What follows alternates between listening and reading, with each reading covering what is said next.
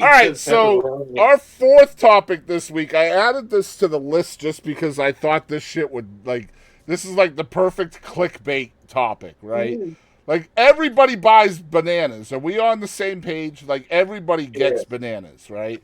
So I learned something when I worked at Walmart that the top five most sold items in Walmart, you might not know this, but What are they? they are bread, milk, butter, cheese, and bananas.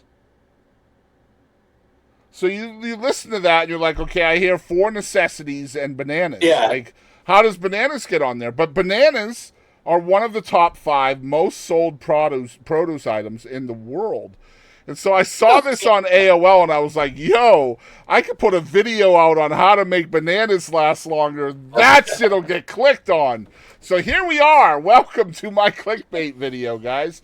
Here is the secret to make bananas last longer, and you guys may not do this or not, but in my family, we buy a lot of bananas. The problem with that is when we buy bananas, we forget we have bananas, and the reason for that is because we don't want to eat them all at the same time. That's how good they are. So we're just like, no, well, I'm going to save one to tomorrow. I'm going to save one for tomorrow. And the next thing you know, you got all these blackened bananas, and then all you can do with them is essentially make what? Banana bread, right? Like once they go bad like that, like banana bread is your go-to. Well, you can make a lot of banana bread. But anyway, yeah, we go through a lot of bananas in our house, okay? And I'm just going to read this. This is almost like a little blog or whatever on AOL. That's right, guys. AOL still exists. Um, but anyway, we go through a lot of bananas in our house. My husband slices them up to toss on his cereal, and I love to make smoothies. And by the way, bananas on cereal? Yes, sir. Top tier. Bananas on peanut butter and jelly sandwiches. If you're not doing that shit, you need to start. But anyway, Oh, no, no, no. Only peanut butter banana, no jelly. Elvis. Peanut butter banana sandwich. so yeah, and he liked them fried too, by the way. So it was almost like a grilled cheese sandwich for him. So it was. Do pancakes and bananas. Mm-hmm. Mm-hmm. But anyway, they end up having to bake too much banana bread because some bananas always end up brown and mushy. Now, there is a trick to make bananas last longer, and it's not Viagra. No, it is not. Says banana expert. No, banana expert Ben Hugie did not say anything about Viagra. I added the Viagra part. Don't Mm. sue me. He is the director of operations for Equifruit, which apparently is a real company. I looked it up. No, I didn't. The Quebec-based fair trade banana brand. Now, Hugh G is an agronomist, whatever, who has spent 25. You gave me this because it had big words and I'm butchering them, Katie. Well done. But this man has spent 25 years in the banana business. And bananas, okay, so here's why they go bad. All right. Bananas naturally create a gas called ethylene. And ethylene is released by some fruits and vegetables and can cause some other produce to ripen more quickly. That's what ethylene does. It speeds up the ripen process or the ripe process. Now, if you're worried that your bananas are ripening too quick, then a trick to slow down that process as much as possible is to keep them away from other fruits that are producing ethylene. Separate your bananas away from the other fruits.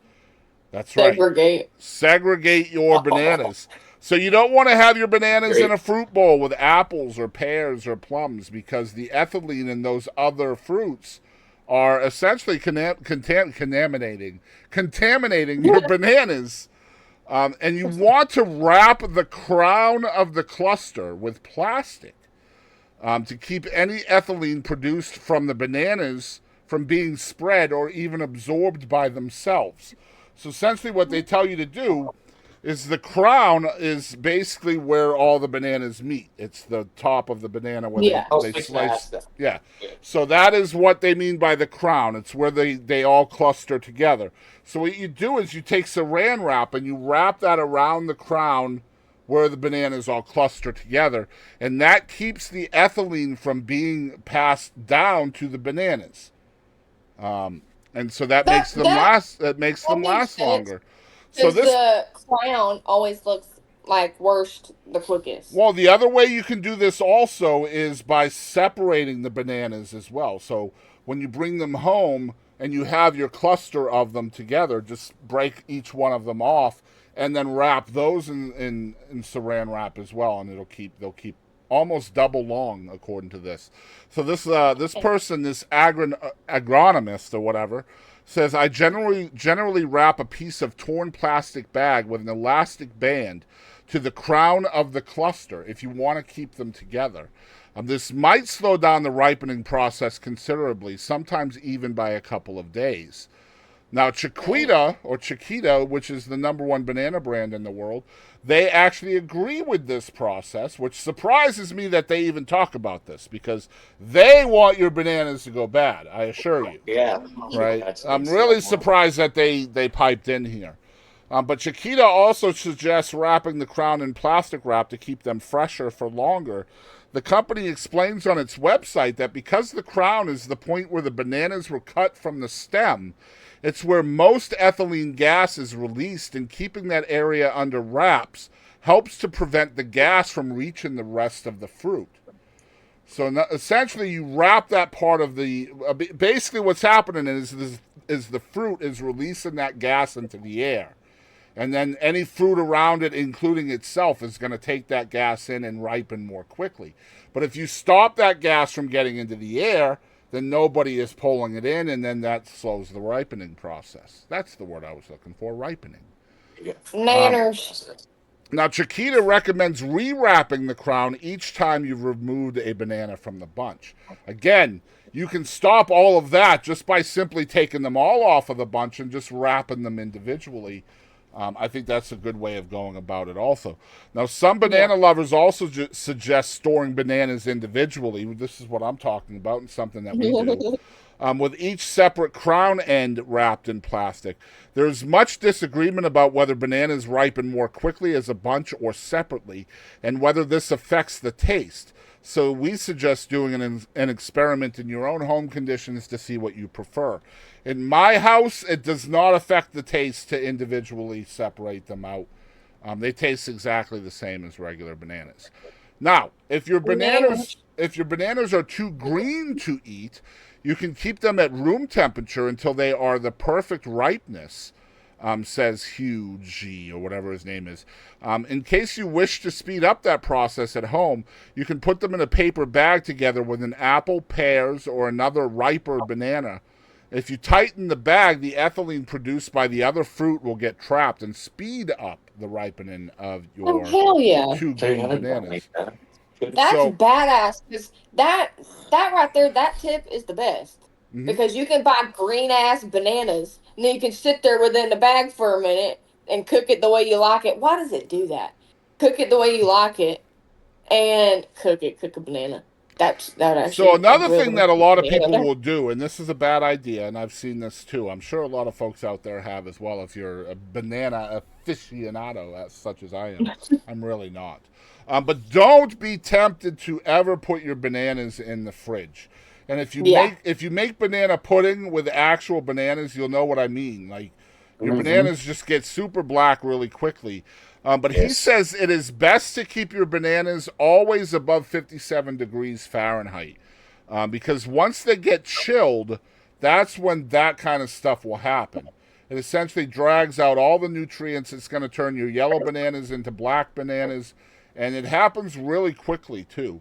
So room temperature is always the best place for your bananas. But a lot of people will put them in the fridge thinking that they're slowing down the ripening process, when really they're killing their bananas. Speeding it up. That's right.